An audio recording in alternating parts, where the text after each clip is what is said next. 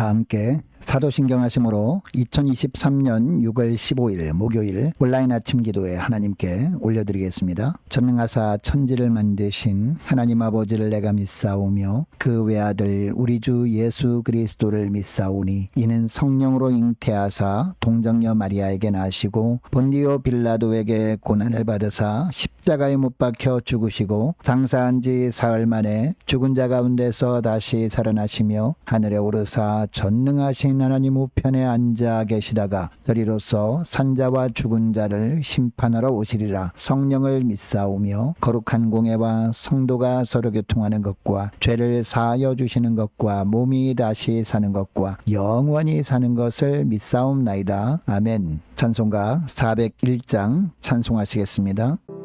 주의 곁에 있을 때 마음이 든든하오니 주여 내가 살 동안 인도하여 주소서. 주여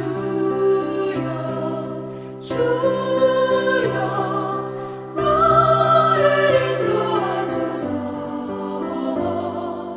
마른 세상 살 동안 주여 인도하소서. 비난처인 예수여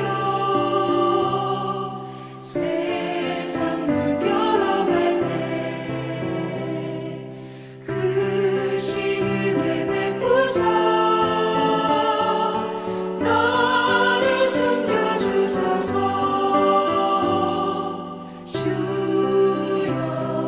주여 나를 인도하소서. 마른 세상 살 동안 주여 인도하소서. 세상 풍파 지난 후 영화로운 나라와 눈물 없는 곳으로 들어가게 하소서. 주여 나를 인도하소서. 마른 세상 살 동안 주여 인도하소서.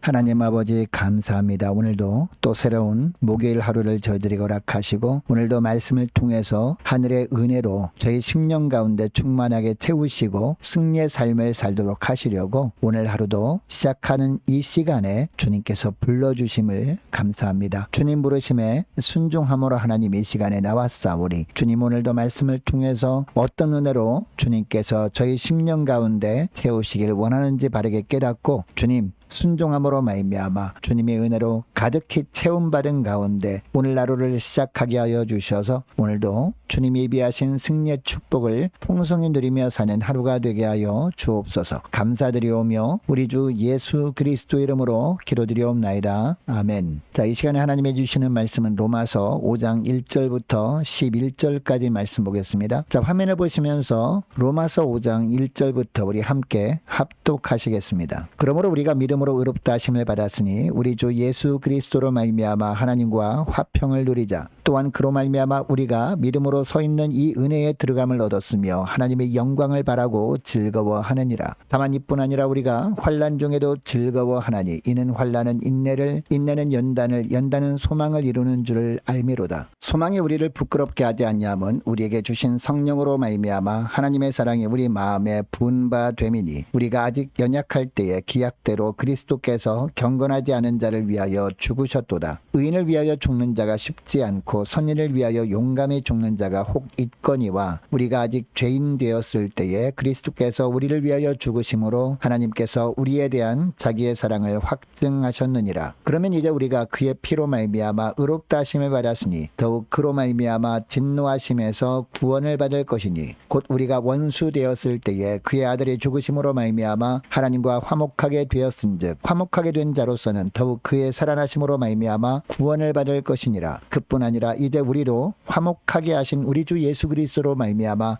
하나님 안에서 또한 즐거워하느니라. 아멘. 여러분, 간혹 우리는 고난 당할 때마다 하나님이 나를 사랑하시는 증거를 좀 보여주셨으면 좋겠다라고 생각을 합니다. 지금 겪는 시련을 하나님만이 하실 수 있는 기적적인 방법으로 해결해 주셔서 하나님이 정말 나를 사랑하고 계심을 느끼길 원한다는 겁니다. 그런데 하나님이 우리를 사랑하신다는 가장 큰 표적은요, 이미 있었습니다. 하나님의 아들 예수 그리스도께서 십자가에 죽으신 사건이죠. 그래서 예수님도 이 땅에서 공생의 사역을 하는 동안 표적을 구하는 사람들을 향해서 앞으로는 요나의 표적밖에는 보여줄 표적이 없다라고 하신 겁니다. 여러분, 여기서 요나의 표적은 어떤 표적을 말하는 것일까요? 예수님이 십자가에 죽으시고 부활하신 사건을 의미하는 겁니다. 사실 우리는 하나님의 사랑을 받을 수 없는 형편이었습니다. 아담이 범죄함으로 말미암아 우리에게까지 전가된 우리의 죄 때문이죠. 이 죄는 우리 힘으로 어떻게 해볼 수 없는 영적인 암덩이입니다. 점점 퍼져서 결국은 우리 영혼을 다 병들게 하는 것이었습니다. 이런 형편에 놓인 우리이기 때문에 우리는 주님께 사랑받을 자격이 전혀 없는 겁니다. 우리 입장에서는 하나님과 화목할 방법도 없었습니다. 그럼에도 불구하고 하나님은 우리와 화목하길 원하셨습니다. 그래서 하나님 편에서 우리와 화목하게 될 방도를 정하셨습니다. 그것이 바로 독생자 예수 그리스도를 십자가에 내어주신 것이었습니다. 이것이 6절부터 8절까지 말씀입니다. 우리가 아직 연약할 때에 기약대로 그리스도께서 경건하지 않은 자를 위하여 죽으셨다는 겁니다. 구약 성경에 나오는 예언의 말씀대로 되었다는 겁니다. 8절 말씀에도 보니까요, 우리가 아직 죄인 되었을 때에 그리스도께서 우리를 위하여 죽으심으로 하나님께서 우리에 대한 자기의 사랑을 확증하셨느니라라고 합니다. 하나님이 우리를 사랑하신다는 증거로 보여주신 것이 하나님의 독생자 예수 그리스도께서 우리를 위해 죽으신 것이라고 하고 있습니다. 우리가 범죄함으로 우리가 그 대가를 치러야 했습니다. 그런데 하나님의 독생자 예수 그리스도께서 우리를 대신해서 대가를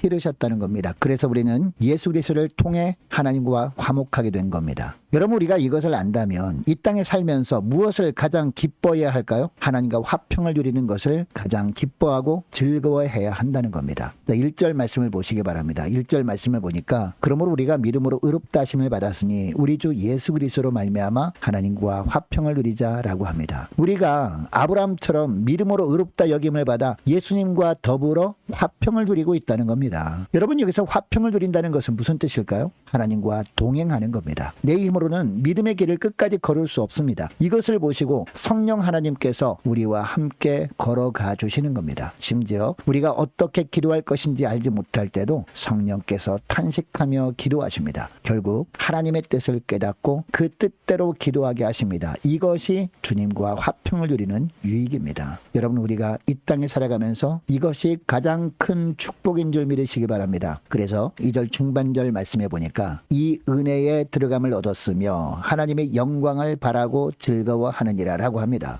11절 말씀에도 보면요, 그뿐 아니라 이제 우리로 화목하게 하신 우리 주 예수 그리스도로 말미암아 하나님 안에서 또한 즐거워하느니라 라고 합니다. 정말 구원받은 백성이라면 무엇보다 구원의 은혜를 베푸신 주님과 화평을 누리게 된 것 하나로 기뻐하고 즐거워한다는 겁니다. 여러분, 이처럼 주님과 화평을 누리게 된 것을 가장 기뻐하는 자는 어떤 삶을 살아가게 될까요? 3절 4절 말씀을 보니까 다만 이뿐 아니라 우리가 환난 중에도 즐거워하나니 이는 환난은 인내를, 인내는 연단을, 연단은 소망을 이루는 줄 알미니라 라고 합니다. 여러분, 세상에 살다 보면 우리 앞에 좋은 일만 있는 것이 아니죠. 크고 작은 시련들을 우리는 수시로 만납니다. 어떤 때는 기억하고 싶지 않은 큰 고난을 만날 때도 있습니다. 심지어 억울한 누명을 쓰는 엄청난 환난을 만날 때도 있습니다. 여러분, 이때도 하나님과 화평을 누리게 된 것을 기뻐하는 사람이라면 어떤 삶을 살아야 됩니까? 환난을 만나도 즐거워할 것이라고 합니다. 그 이유가 뭐냐? 환난을 통해서 인내를 배우게 되기 때문이라는 겁니다. 그리고 인내함을 통해 연단을 또한 배우게 되기 때문이라고 합니다. 여러분, 연단을 다른 말로 표현하면 어떻게 표현할 수 있을까요? 시련을 이겨내는 끈기라고 할 수 있을 겁니다.